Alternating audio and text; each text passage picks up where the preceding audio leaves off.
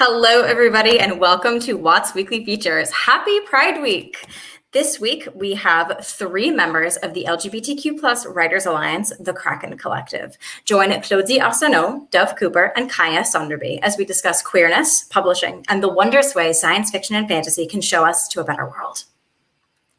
WOTS Toronto operates on land that is the territory of the Huron-Wendat and Petun First Nations, the Seneca, and the Mississaugas of the New Credit First Nation.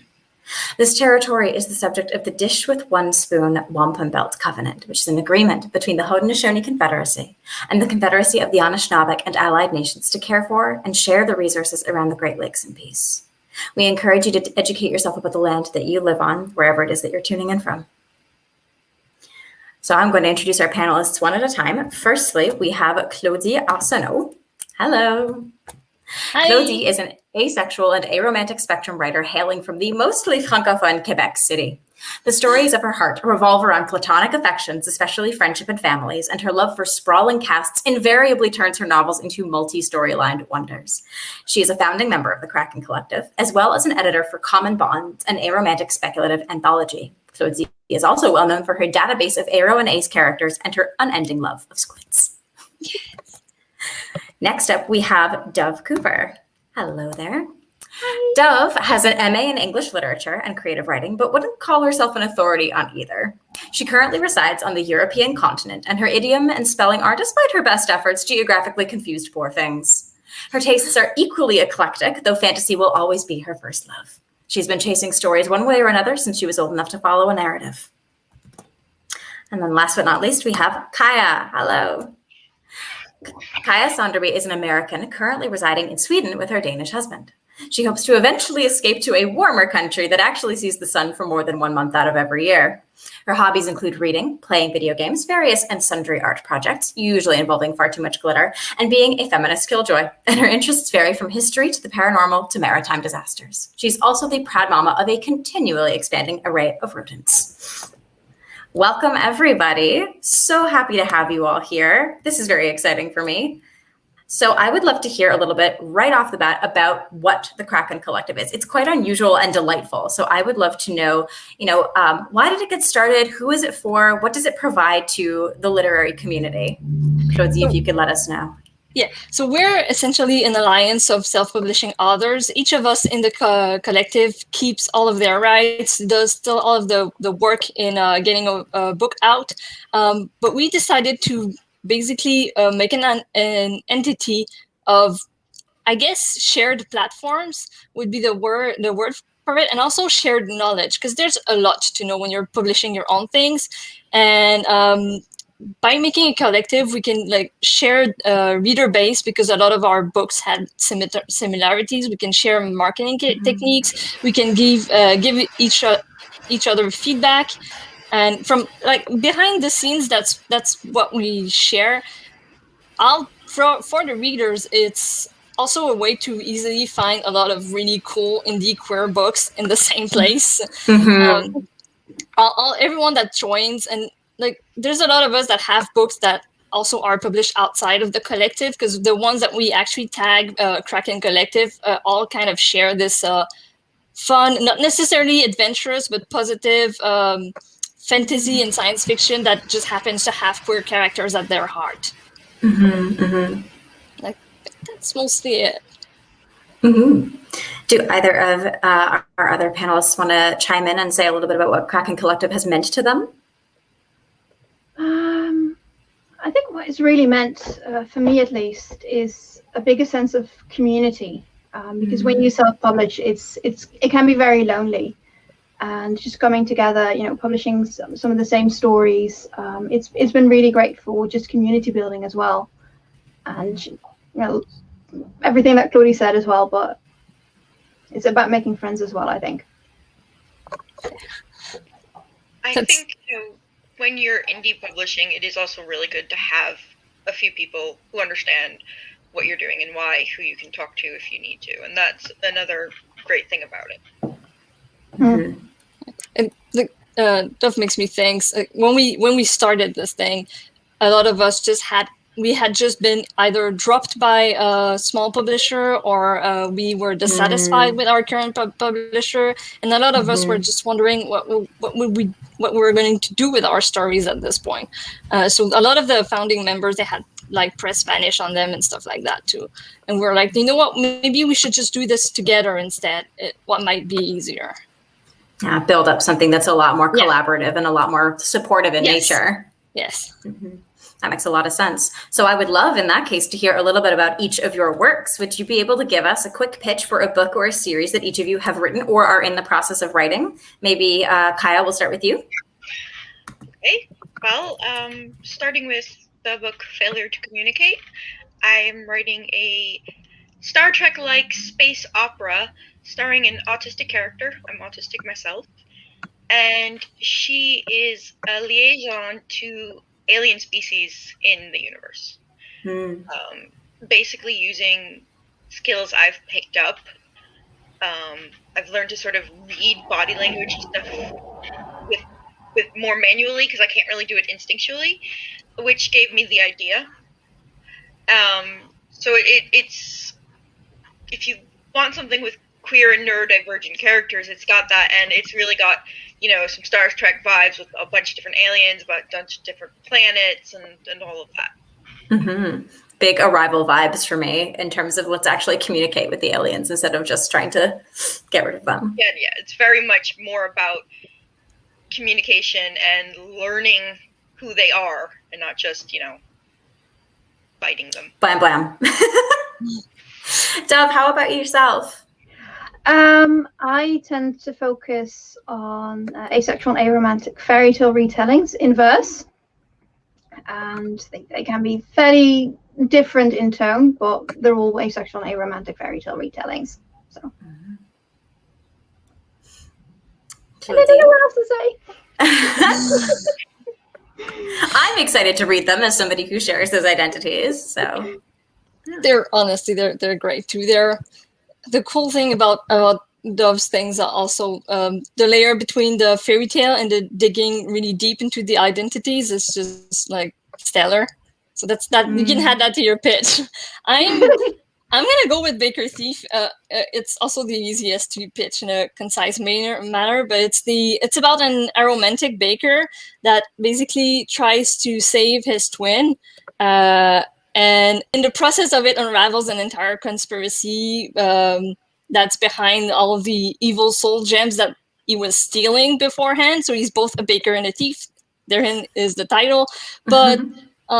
He also has this problem where the main policeman trying to catch him in doing this is also this really cute new customer at his bakery.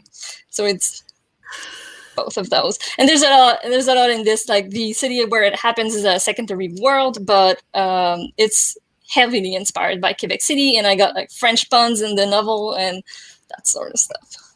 So if you want a side of bilingual, wordplay with your queer spec, go read Baker Thief. Baker Thief.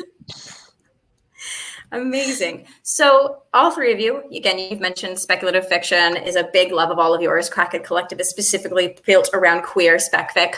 Why do you think speculative fiction is especially fertile ground for imagining the kind of worlds that we marginalized people want to live in, whether it is a matter of neurodivergence or queerness or disability, or even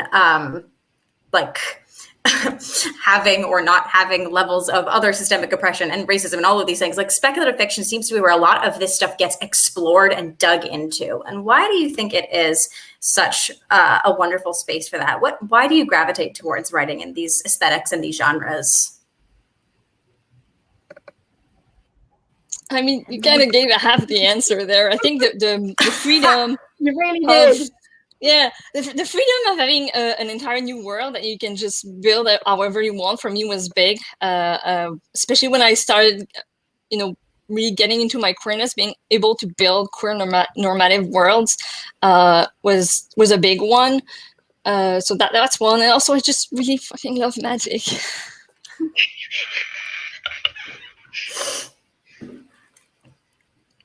Anybody else want to chime in? Yeah. I'm useless at this question because I literally have an answer written to this, which is basically, why do I breathe? It's a very big part of who I am, and it's always been that way. I think as well, speculative fiction allows us both to explore marginalized identities, but makes it easy to still tell an entertaining story at the same time. You know, you can bring in neurodivergence, you can bring in queerness, you can bring in all of that, and you can more easily ensure that it is part of the story, but not the only part of the story. And I think for a lot of us, we're not necessarily writing solely to talk about the issues, but because we want to see people like ourselves having adventures, you know, going to space, fighting dragons, fighting them, or whatever, that sort of Not thing. just coming out, like beyond this. Yeah, like that's an important story to have, but also for those of us who are past that point, it's nice to just see queer people doing everyday stuff, or like not everyday stuff, like flying a spaceship and going and doing that, you know. And I think maybe it's a blog post that I read recently pointed this out as well, because they were saying like she was into fandom rather than queerness, because a lot of older speculative fiction as well explores queerness in some way. It doesn't necessarily do this in a way that is very respectful towards queer identities, but it is a space where queer people have always been able to find themselves. Maybe that's also part of it. It's just there is a very long history of queerness in speculative fiction as well. Definitely.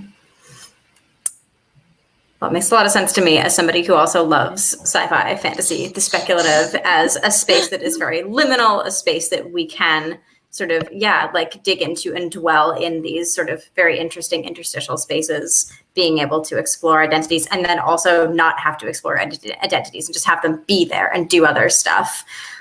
So I want to talk about the other part of this, which is of Kraken Collective, which is that it is a collection of indie authors specifically, or hybrid, but like these are all being published sort of under your own creative power and under your own marketing direction as well, and your own artistic direction.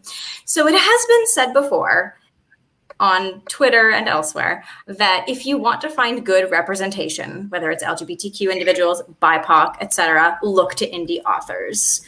Why? Why is indie publishing such fertile ground for these kinds of stories, especially, I'm going to say, in the science fiction fantasy genres? No one I have an answer.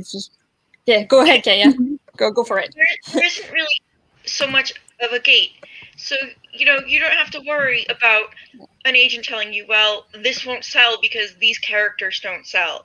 You won't have to worry about, well, you'll have to tone this down if we want this to be picked up. You know, you don't have to hear any of that, which means that when you go into indie books, all the ideas that mainstream doesn't want to deal with can be found there instead. And while there are some levels of queerness and the like, a lot of it is right now just in YA. So if you want an adult book, that's true. You know, go look in among indies, because we're here writing these, and we're not just, you know, putting them out for teenagers either. It's great that there's queer YA, but it's, especially in speculative fiction, the amount of queer fiction for adults is extremely limited if you're just looking on the store shelves. It's very much a case of, if you're looking for queer adult fiction, it's very much a case of you have to know where to look before you can even start to find anything. I had something I wanted to say and I forgot. Take the time to think about it. I would add to that, beyond just the general story, also I find that the indies have a lot more small scenes that delve into identity. When you take a book that can be fast-paced, like even the queer adult SSF that I do find out there, usually it's really, unless it's a romance, it won't be focused on the queerness, and I'll have the plot, but the indies don't have to, I guess, worry as much about whether the pace remains sellable or not. And there are a lot more like small stopover scenes that just kind of two characters that sit down to actually talk about that in between all the actions. And there's a lot more of that, and that allows it to have this kind of depth and diversity of experiences that I don't quite find when I pick up the more traditional stuff. So it's also, there's more of them, but there's also, I think, a depth to them that we haven't quite reached yet in traditional publishing. I think we are not afraid to leave in slice of life moments that may get cut out otherwise. Yeah. And that's probably why you get that effect, because we're sort of, in publishing, they might just sort of be like, oh, well, that's going to slow this down. And we're just like, well, sometimes you need to slow down and just take a moment with the characters. Take a breather, yeah. Yeah. And just basically introduce the characters and the dynamics that they have, instead of relying on readers to pick up everything because of the pacing being so quick. It seems like there's a really interesting, in my observations of this world, it seems like there's a lot of really interesting usage of almost romance tropes in a non-specifically romance genre, like all of that ability to sit with the characters and have them have these very sort of interesting, intimate moments and these like trust building moments and so on, interwoven with the rest of whatever else is going on, even though they don't necessarily in a romantic relationship at all. They might just be colleagues or friends or like enemies to like whatever. But having those moments is very reminiscent, I find, of the romance genre. Yeah, there's this attention to relationships between queer peoples, whether or not it's going to be romantic, that's not as present elsewhere. And I mean, definitely for me, using like romantic tropes or elements and directly calling them into action for a non-romantic relationship is basically my entire brand right now. That's how I started Baker Thief, because I wanted to do enemies to lover, but it's enemies to queer platonic relationship. And also then I went ahead and edited Common Bonds with 2 other editors, and it's an entire anthology of aromantic characters. So it's all platonic relationships. And I do find that there's something really interesting there that's underexploited elsewhere. Definitely. I feel that the relationships that we also find in indie fiction can take on forms that are a little bit more ambiguous and a little bit more nuanced than just like, these are the 2 that are going to get together, just you wait, or like these 2 are arch nemesis, or like this is the archetypes seem to crumble a little bit and soften at the edges. Yeah, I think there's something in like that space that's still often too unrelatable or too queer for a lot of outsiders or gatekeepers that don't quite get it. And it's like this step too far that doesn't quite make it yet in traditional publishing that has existed in indie for years now. Amazing. So can you all recommend me some places to start? Because like you say, there's quite a lot out there. And it can be quite daunting to sift through it, especially if you're just starting to like dip a toe into the massive ocean of indie authored books. So if you could each give me 1 or maybe 2 that you're really excited about, then that would be a nice little reading list for curious people to get started with. You want to start with Kaia? Don't look at me. Most of my indie stuff is porn. I'm sorry. I mean, there's also that. It's rich with, you can get a lot more smut and erotica if you need it. It's probably way more diverse. Kaia would know more than I, but that's also a thing that's different. I mean, speaking of erotica that is queer, there's a series starting with A Lesson of Thorns by Sierra Simone. So it's not spec fic, but it's quite queer. So there's that. Oh, there you go. That's a good place to start if that's what you're interested in. And Dove, have you got something for people with other tastes? I have an entire list. I'm still trying to narrow it down. So obviously there is Heretic's Guide to Homecoming, which I absolutely adored, which is yours. Why would you bring this up now? Oh, it was going to happen because it was on my list. Thank you. And because it's amazing, and it's because it's one of the most accurate representations I've ever seen of anxiety representation. Thank you. And I love that. So, everybody should read it. Oh. If I can maybe, there's something I forgot earlier, but that Heretics Guide makes me think, because I've told you that I go back to the website to get the music that has been done for the universe. Indies also do that thing where sometimes there's like extra bonuses around. So you have music, and I don't know if Lynn is going to go for the Thread That Binds, but that has an entire tarot deck that goes with the book. Back to you. I was going to leave that one to you.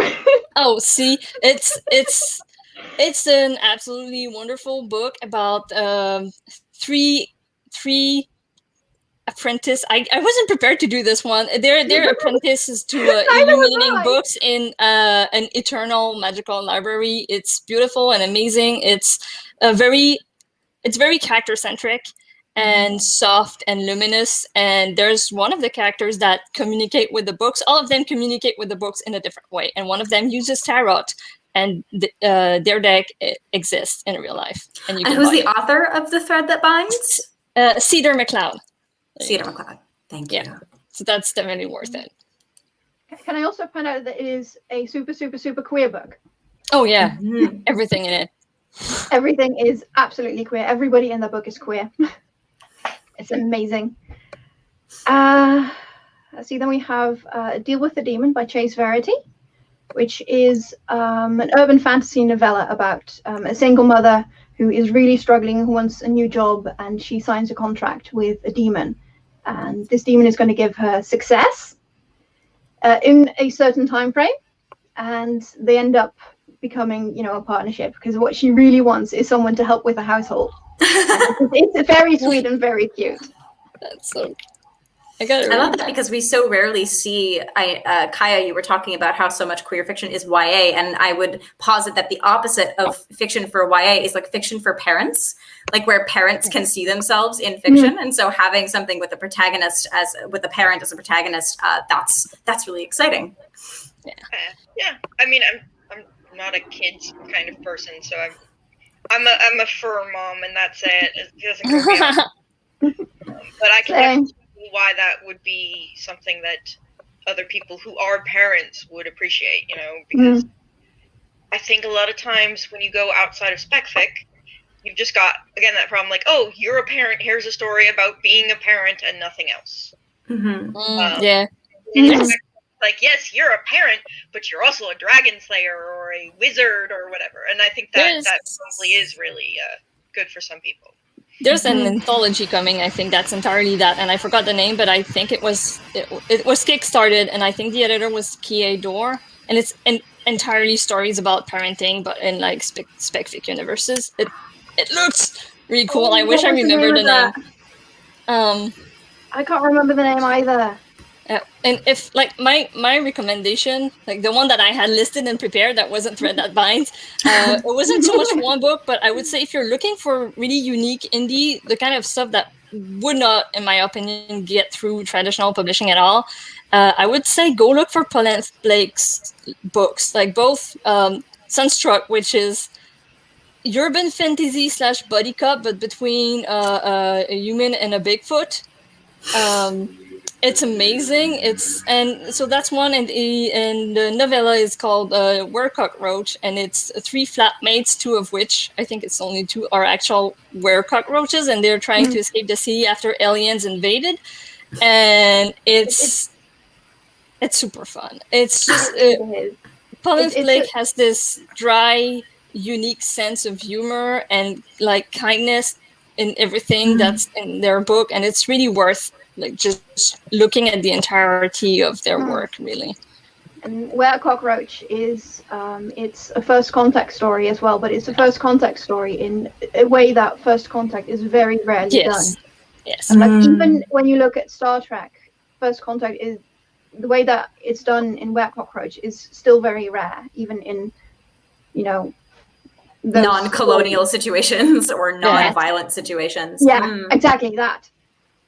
And they're also, all fairly queer, and not always in the most, I guess, obvious ways, at least as far as Sunstruck is concerned. I know Were-Cockroach has like a lot of identities very clearly explored and explained, but Sunstruck it's the vibe sometimes.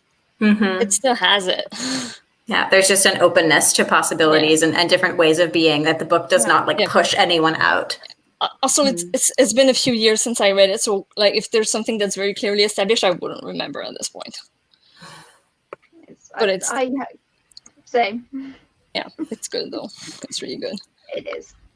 We got maybe one more recommendation before we wrap up here today. I know, Lynn, you have a whole list. So. I mean, I had 2 or 3 more on the list too. I guess, like without explaining each of them, Michelle Khan has like a romantic Chinese fairy tales that are super short. If you just want something like really quick that are worth going to read, so that would be one. Well, 3 technically. 3 of them. So that's my one-liner pitch for like 3 new recommendations. And I would add Help Wanted by J. Emery as well. Yeah. Which is new adult college. And, this is a story about someone who wants to get their best friend the perfect birthday story. And discovers lots of things about themselves along the way as well. Yeah. It's lovely. Mysterious. I love it. Well, this has given me a wonderful corpus to go and read. And I feel like each other, you've all been like, wait, I have to read that one. Oh, I haven't taken a look at that one yet. So I feel like we all have lots of reading to do now. Well, this has been a wonderful little afternoon. Thank you all so much for taking some time to chat with me. Thank you for having us. Sure. Absolutely. And I hope you enjoy the rest of your day.